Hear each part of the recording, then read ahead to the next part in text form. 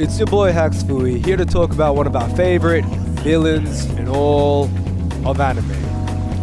However, I went through a frame by frame. This guy's not even a villain, he's more of a victim. Notice how the title of the arc is Fearsome Wound, implying that Sakuna is Yuji's forced cannibal baby. Sakuna was clearly meditating and got hungry.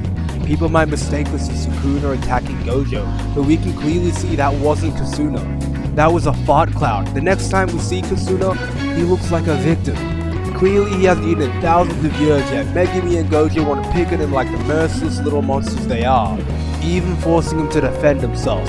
Wait, Cream? What Cream? This is definitely not Gojo's first time doing this, and Gojo was the one that damaged the property.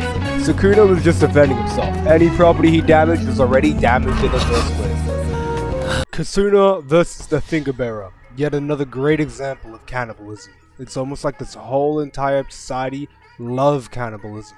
Wouldn't you call that not very civil? Maybe primitive even?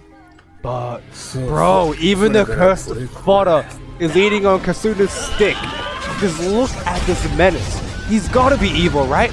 Wrong. Bro did nothing to Yuji, and bro still swung on him.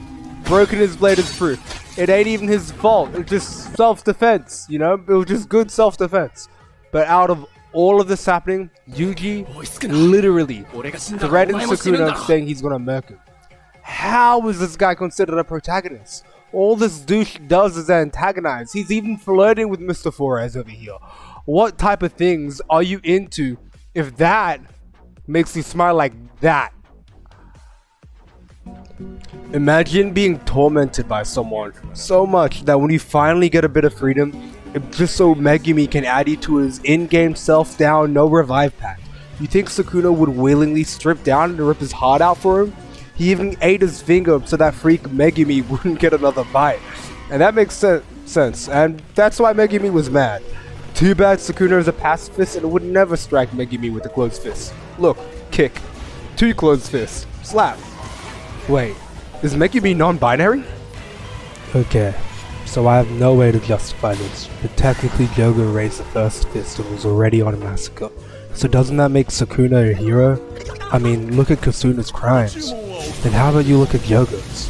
Here's a quick rack-up of Gojo's crimes. 10 murders in a restaurant, destruction of property, pyromaniac, and a bitch-made mentality. These weird chicks try to force fingers in his mouth, enslaving him. And as we know, since the 1800s, slavery has been illegal. Jogo and Kasuna have been put in situations where they were forced to fight, as Kasuna knew Jogo wanted to put his fingers in his mouth. Sucked, because it didn't go as planned. Even though Jogo started damaging property, Kasuna's passive nature allowed him to harmlessly avoid getting hit, while also dragging his attention to buildings without people in it. So do you think that might have been intentional? All of us are the end! Even here, we see that there's a moment where Sakuna comes to save even his worst enemies. The face of a villain and the face of a hero. You know, after that, it's lights off. Black dogs, white dogs, all making a hallway. Pulls out his treasure. Daddy's home. Megumi once again reveals his double down, no revive packs and whips out this restrained, muscular, grotesque, wide thing out of his sleeve, ending himself and being one of the few people to make a small white woman that nervous. Sakuna, being the hero he is, however, came and saved her ass. First frame on screen, he's taking care of Megumi and Lucky Dude. Makura whips out his Assassin's Creed blade and attacks Sakuna first. And this, at this point, is just way too consistent to think Sakuna is a villain. The blade has positive energy and blows him back, but because Kasuna isn't a curse, but a very good, wholesome pacifist, he gets to live. After Kasuna's counterattack, he finally gets the meal he's been dying for since the first episode. As you can clearly see, Kasuna's not a cannibal like he likes to say, but everyone else is. Understanding Makura's pain dealing with prison food for all that time, Kasuna sends a bucket of popcorn his way so he can spectate his own butt kicking. Makura, not liking handouts, decided to throw him back in the building. But remember, Kasuna is a hero and he blackboxes his hidden domain expansion. You're that spider guy from YouTube, right? As Makura butterfly strokes up an entire literal skyscraper and blows him Kasuna finds a finger in his jacket and becomes the first character in all of JJK to not eat it. Finally, someone does the right thing.